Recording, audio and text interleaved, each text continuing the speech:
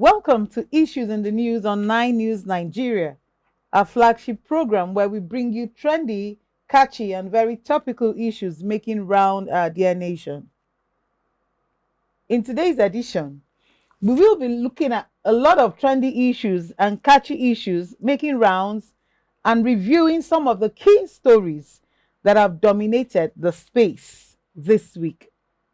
My name is Nsibu Doite, your regular presenter. And of course, co-anchoring this program with me is my awesome co-anchor, Na Douglas. Now you're welcome. Thank you, Sidibe. You look so wonderful this confirmatory evening. Thank you very much. And of course, we won't be doing this alone. Joining us in the studio, we have in the studio Mr. BENEDICT or LEKAN AGUNLOYE. He is an information professional as well as a public affairs analyst. Sir, you're welcome to Issues in the News. Thank you very much. On 9 News Nigeria. So, sir, straight away, fuel has been increased again in very recent times, twice in very recent times, to 1,030 naira, in spite of the untold hardships on Nigerians. What's your take on this? Well, is it the recent increase or the previous increase? Whichever way we look at it, fuel price increases cannot be adequately justified in the Nigerian space. This is simple because when you talk about petrol, to Nigeria, petrol is not just a commodity, it is a security product because it affects every life of our life, from transportation to grinding at home to running the generator. You realize that this is it's a unifying factor that affects everybody equally. So any increase or any change in price usually will have a consequence that sometimes is even beyond what the immediate increase can be estimated for.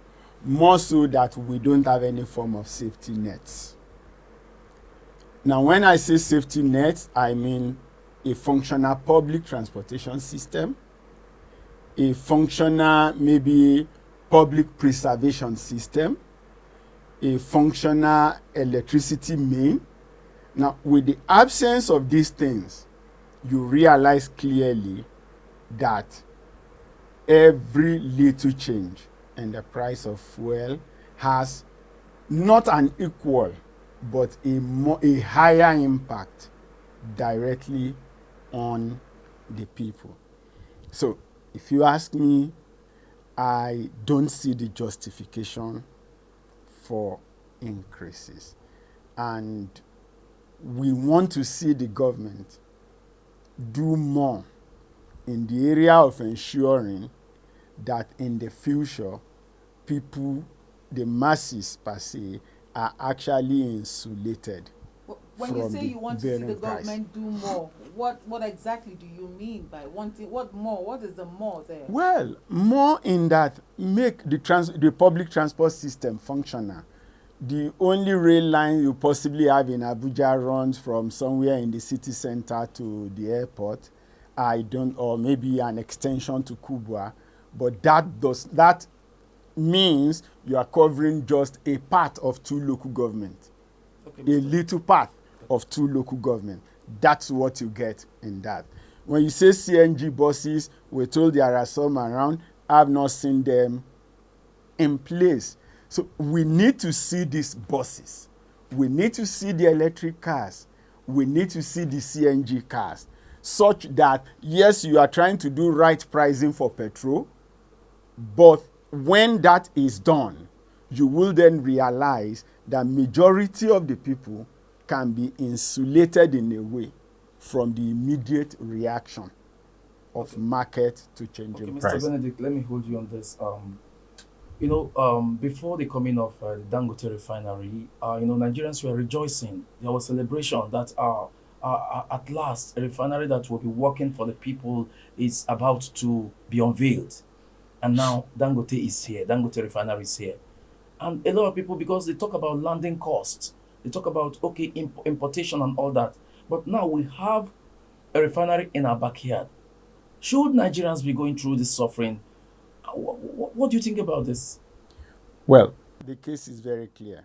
Even when the refinery was under construction, those who know had warned us that when you put it in the free market zone, yeah, I think it's in a free trade zone, that it's as good as not in the country, but somewhere for export.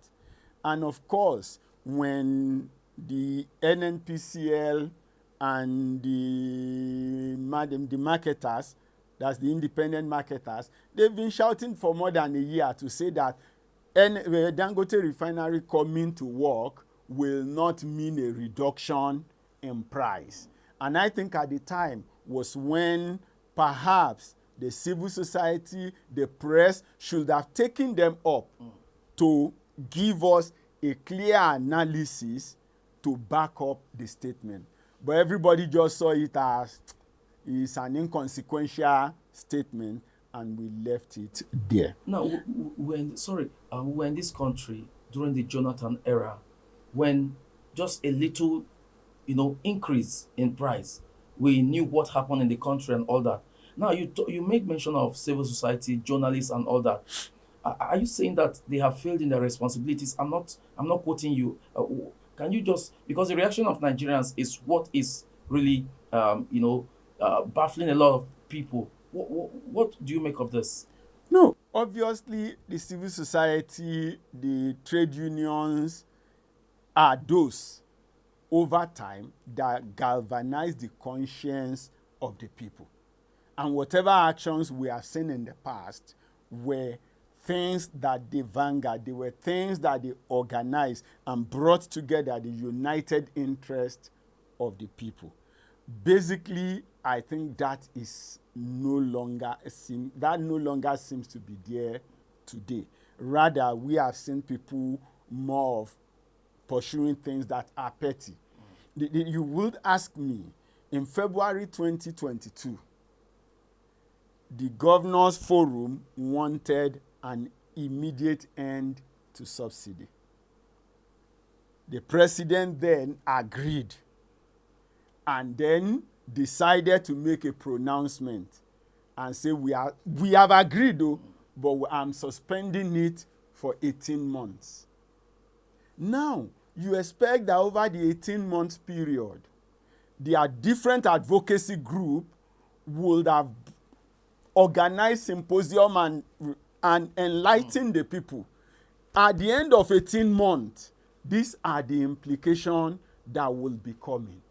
Labor in those days used to have labor transport, I think in Abacha regime.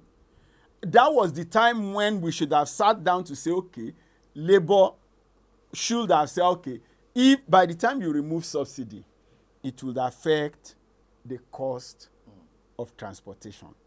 How do we ensure that the working population that we represent do not get killed or overburdened at the time?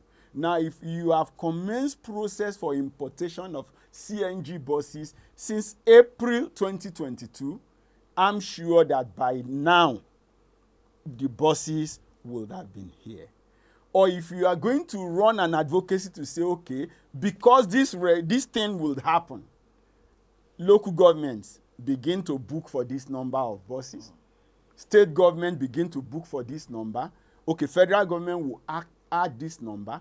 And in which case, if you are actually making an order above 10,000 units, I want to believe that we could have placed a demand on the factory to say, come and assemble in Nigeria.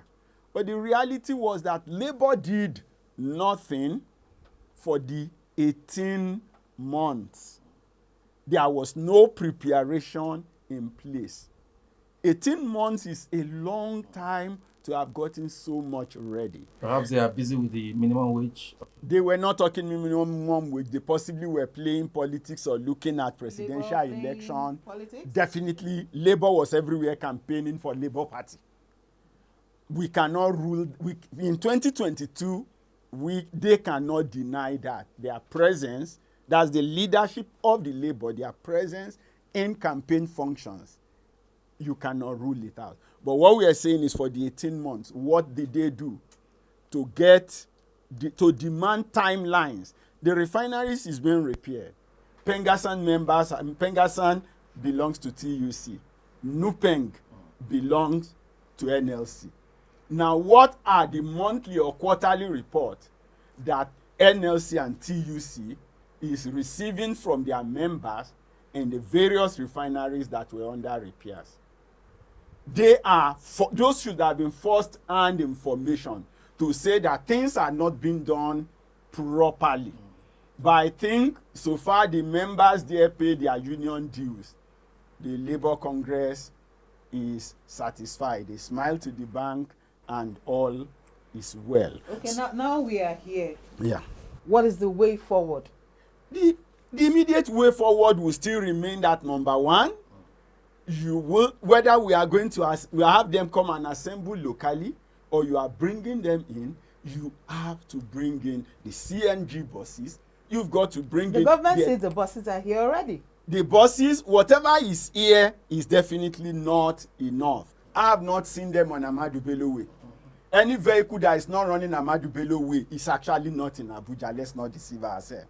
When you go from Gudu to Gwarimpa, is the longest city center road and service virtually everybody. So if not one CNG bus run on that road, if none run from AYA to Bega on the ring road, then I can say that the buses are technically not here. But definitely we need to look at bringing those buses in. We need to look at bringing in electric vehicles. That way you save the people from the shock. And then over time, you can get the pricing on fuel right, and then we come back to that. And then, of course, in the immediate or over the 18 months period also, there were other things that should have been done that were not done. Now, when you look at refining, modular refineries across the world, when you have your volume up until 20,000 barrels per day, they produce diesel, right? They produce diesel. At 2018, 2019, estimated cost will tell you that for that standard 20,000 barrels per day modular refinery, maybe you are doing between $67 and $70 million investment. And there is a template at the time that would also tell you that within 3 years you are going to recoup your investment. And because it's a high yielding. So now, when you know, okay, and it takes between 150 and 210 days to complete the modular refinery from signing of contracts to complete installation. Now, it means that in 180 days, you could have done so much because you have, in 18 months, I mean, you have more than you have about 210 days. But over the period, we did nothing. Because if you have the Ministry of Transport, what do you think they can come in? The Ministry of Transport can come in. And that's why we are saying their coming in should be at that level of how do we help the people. Long distance, for now, we still run the trucks. The trucks will run on diesel. Powering more modular refineries that will blend diesel locally. It takes a short turnaround time, and that can bring down the price. And when that comes down, if the price of diesel is low, definitely you know that trucking becomes cheaper. Are this long term or short term? Because we are looking for something to give immediate succor. Nigerians are crying. Nigerians are feeling it. The crunch is hard. And in addition to what she just said, where do you place because it has been observed that inter-agency synergy is not really working in when it comes to government cycle. Inter-agency synergy, because she talked about Ministry of Transportation, and also we have the oil sectors agencies and all that. But it's like it's not working, because if all these agencies are working in alignment, you understand that everything will be working. How do you see synergy among Well, number one thing, before you even talk about synergy, right? You brand or rebrand a brand that is existing. The reality is that, do we have an information template? Do we have the right information going into our decision-making process? Do we get the right people, the right stakeholders involved when you are formulating policies? Now, if you have not been involving, if you have not involved me in a policy that you formulate, I possibly will not understand the policy, and then it becomes difficult for me to work with you in implementing it. So we have too many things done that it's opaque. There is too much opaque in the system in Nigeria, whether the private or the public. The cost analysis is opaque, land acquisition opaque, getting certificates is there, aligning to standards. Sometimes you don't even know the standards. And the masses are always at the receiving end of all this. Definitely, the masses would have to be at the receiving end. But I would also say, in the end, everybody is at the receiving end, whether you are high or low, right? When the destruction gets to the airport, everybody is affected in a way. When the road is flooded or blocked, whether you are riding a V8 or you are riding a bicycle, everybody gets stuck in there. When the hospital does not work, when the transformer goes down, everybody in a way is affected. So we need to come up to that level where we've got to be proactive. We have to lay the facts down. We've got to separate people from issues. We've got to separate facts from the truth. And then we need to leverage on the truth that is available, on the right information, and ensure that our decision-making processes are better. So the Ministry of Transport has responsibility to the people. Same goes for the Ministry of Works, same goes for electrification, same goes across board to Ministry of Finance.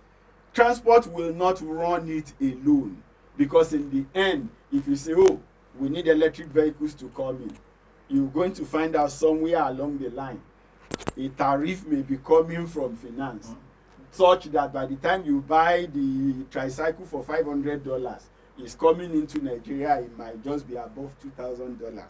The number 3 man in the country, in the person of the Senate President, he was quoted to have said in the media that Nigerians should reduce the number of cars because it's just too much. How do you see that advice? Well, do we need the number of vehicles we have? I possibly don't think we do, right? But the problem, however, is when there is no public transportation system.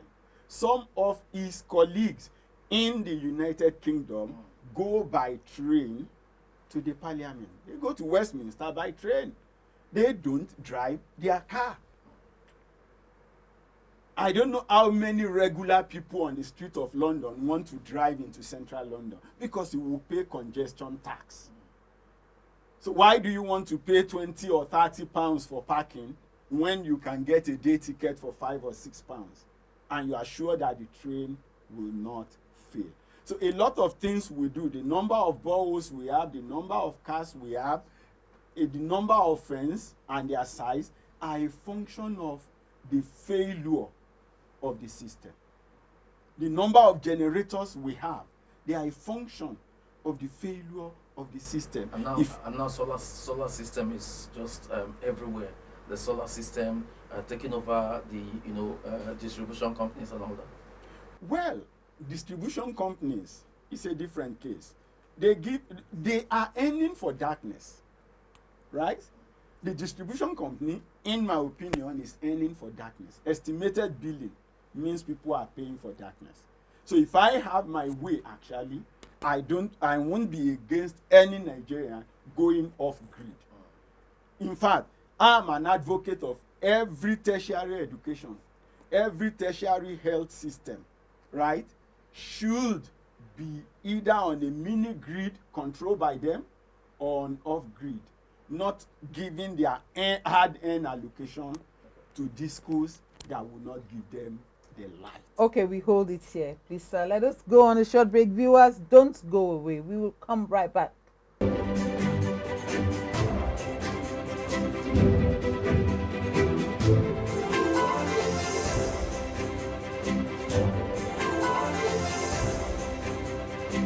Viewers, you're welcome back to Issues in the News on 9 News. And we have been reviewing the very trendy issues that have been making headlines in recent times.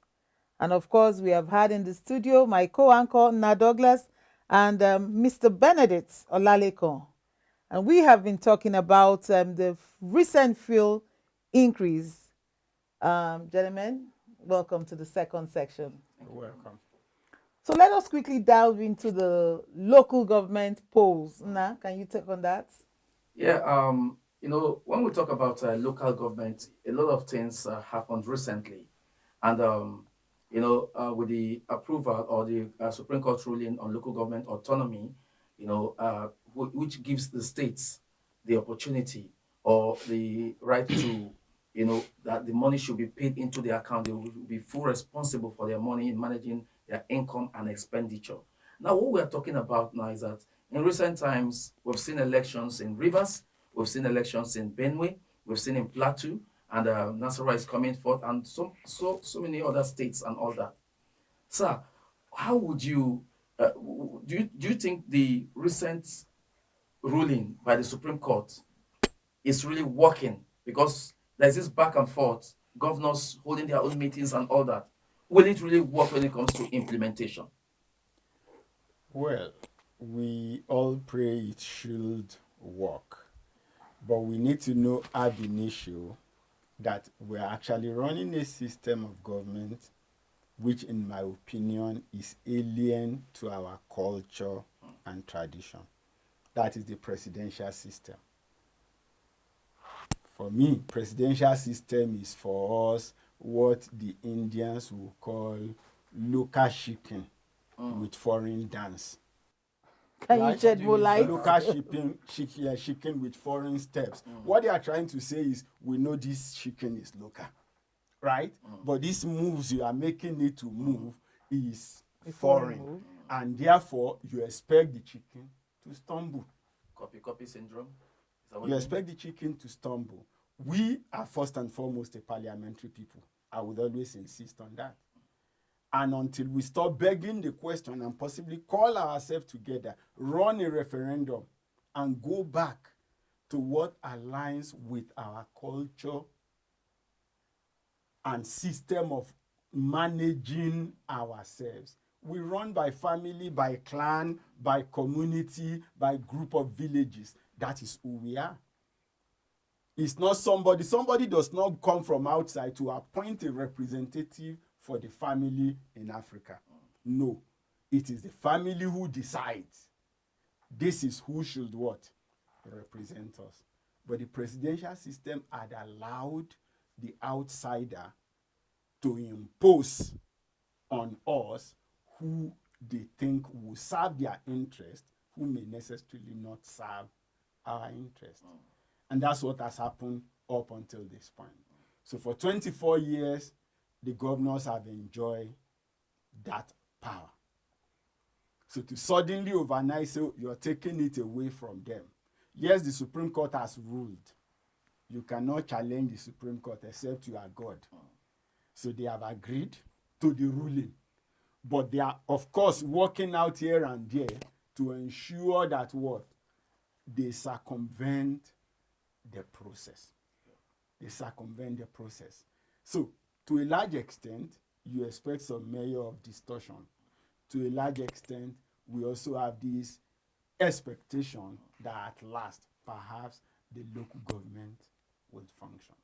But what we look forward to seeing is also that at the federal level, there will be clear interpretation and amendments or some legislation that hitherto put the local government in the apron of the state. Okay, in a similar vein, you see what happened in River State recently.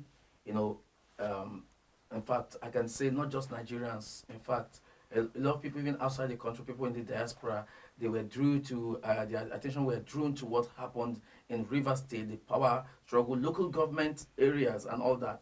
And there's a disturbing trend where once you are in power, your party wins all and all that. Is that really disturbing to you as a stakeholder? Well, you see, like I would say, when you have a local bird with a foreign dance, right? He can never master the dance, and the dance will never be correct. We've had governors who are more like emperors at the moment, and that's what many of them have been from 1999 till date. Local government election, if they are organized by the state INEC, which is an appendage or more like a part of the state executive council, you expect to an extent that that fairness to all may not be openly there, right? But it's been our tradition also that you have what you call the bandwagon effect. When the governor, even without election, you see politicians cross from one party to the other once the party they used to be is no longer in power. So we've got a politics where the political class are devoid of ideology, no ideology gap. And because of that, and the people can actually not deal with them for their what you will call ideological prostitution.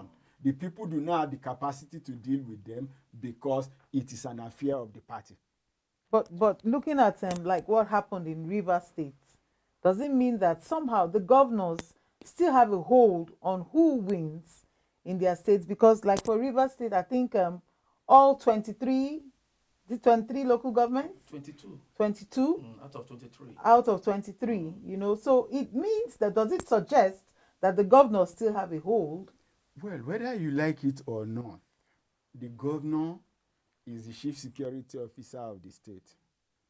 The governor controls the resources of the state.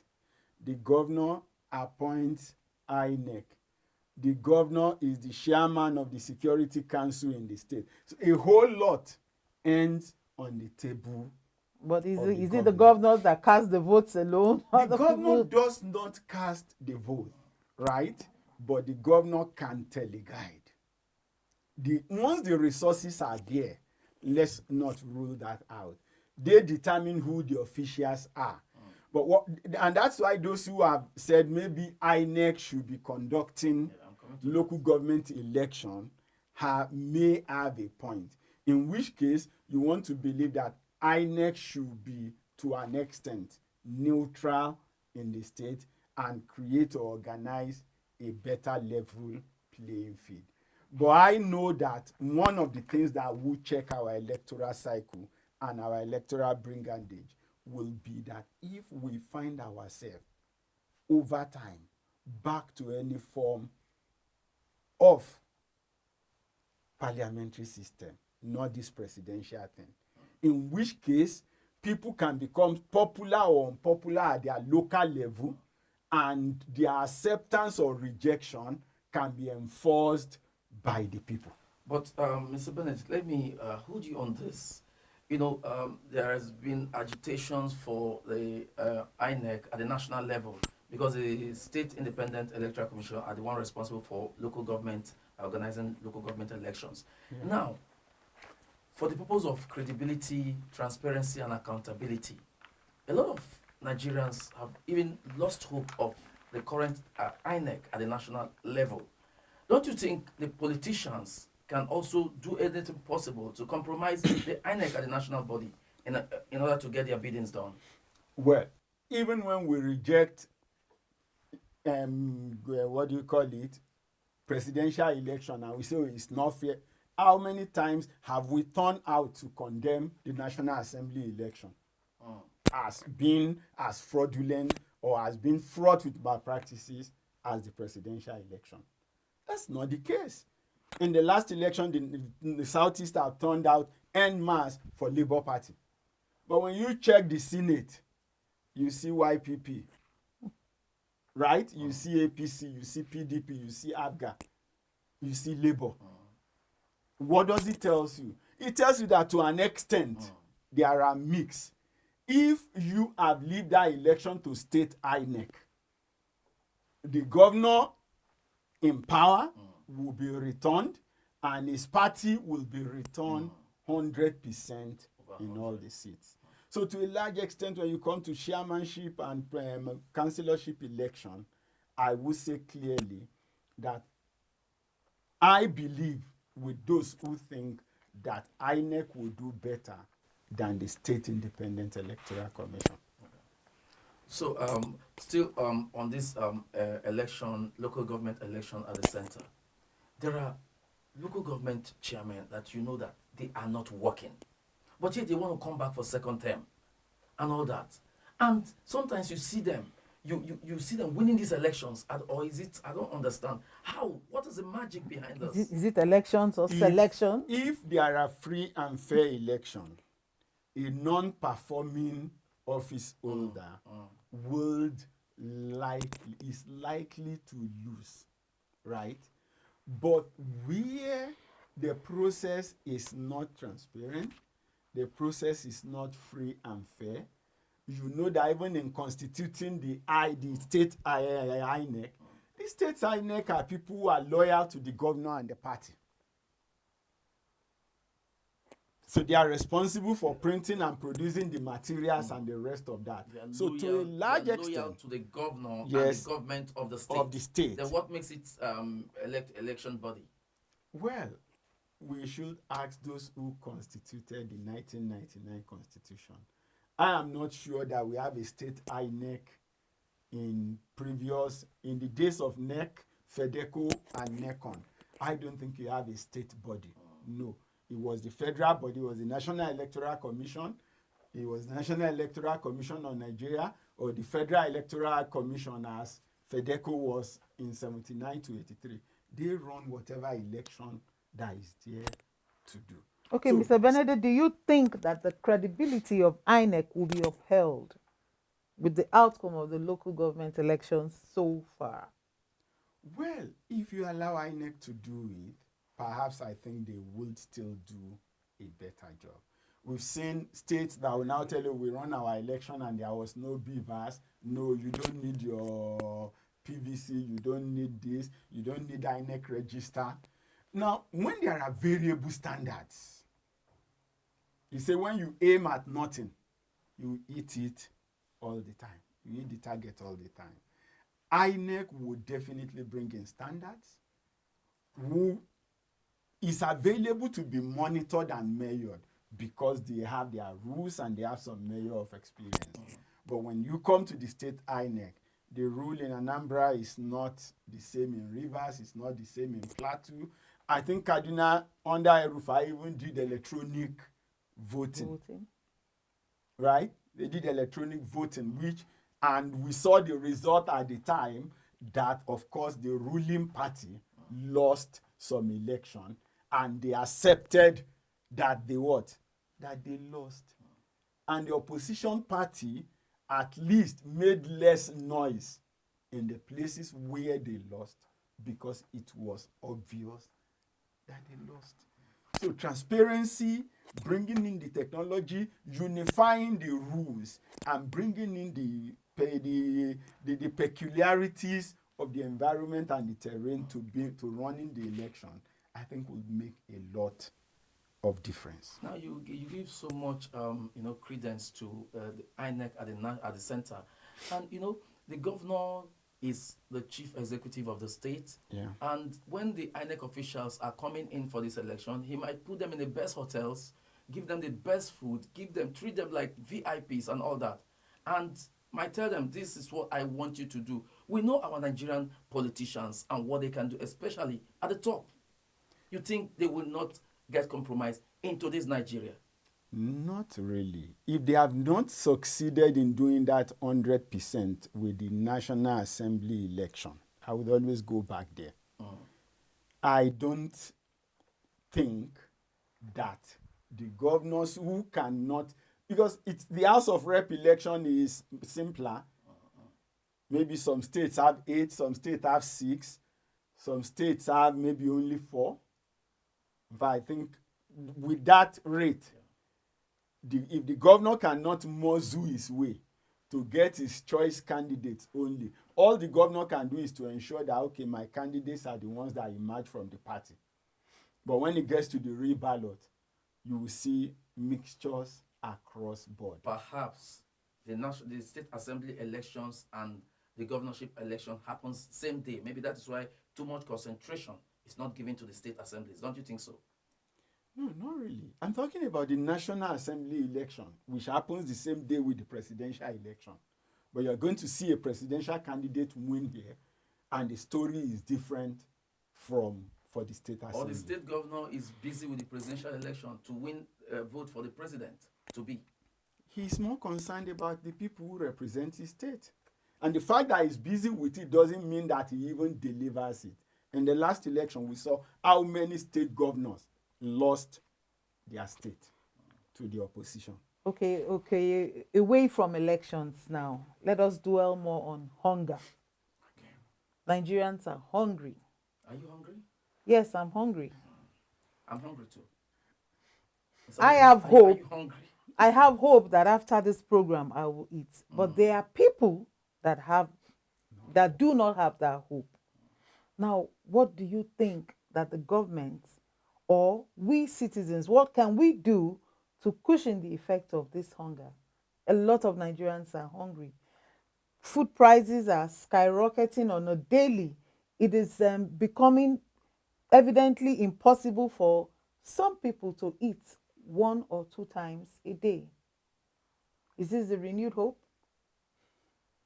Well, really, when you come to the state of the nation, there is hunger in the land. Famine is what we used to know in the rural areas as something that happened before harvest.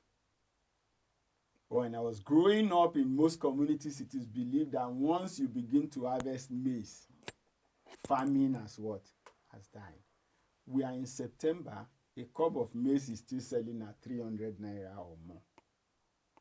The prices are just not there. Of course, like we said when we were discussing fuel, high fuel price will no doubt impact the cost of transportation.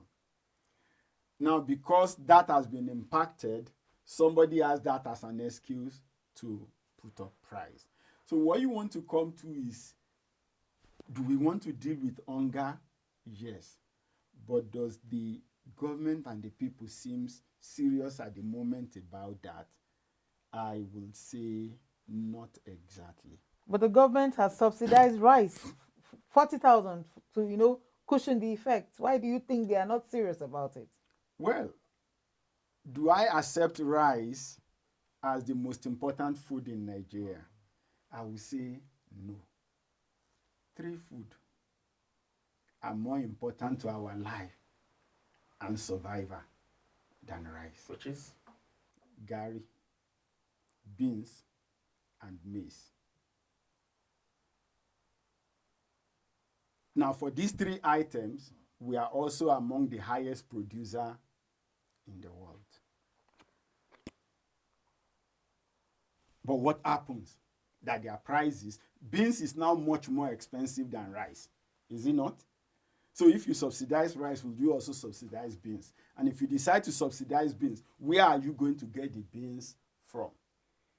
I used to joke with someone that I don't pray that something will happen that we cannot grow beans in Nigeria. The whole world will be in trouble. Because for you to get beans that will meet what we consume, then you have to go around several countries to get that done. And a lot of people will no longer have access to what they used to have. There are school of thoughts that believe that since the inception of the herders farmers crisis, that was when hunger reared its ugly head in Nigeria. Do you believe with I disagree absolutely with that. Hunger herders crisis has been in Nigeria forever. I used to know Igede men around my village in the early 80s. they don't farm. They work for people. And when I asked my grandfather, why is it that you people don't want to give them land? He said, no.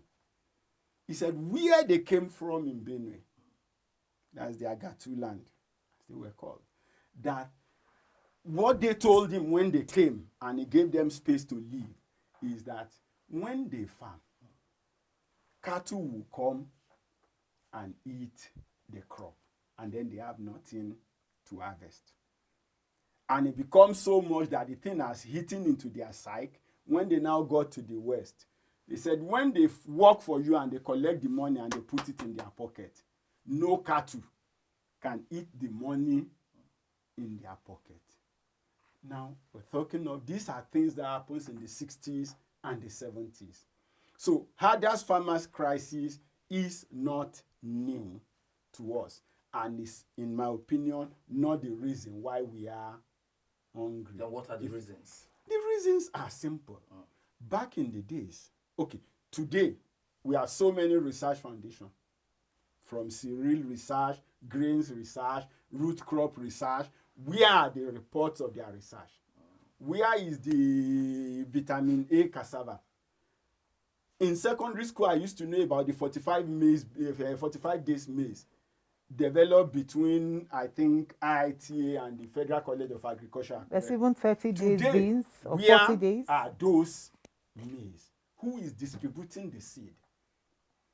So it's not about talk shop. It is that, okay, we have issues. These crops are locally developed. They are not GMOs, and they can be grown. And then you give the seed to the farmers, and they have it.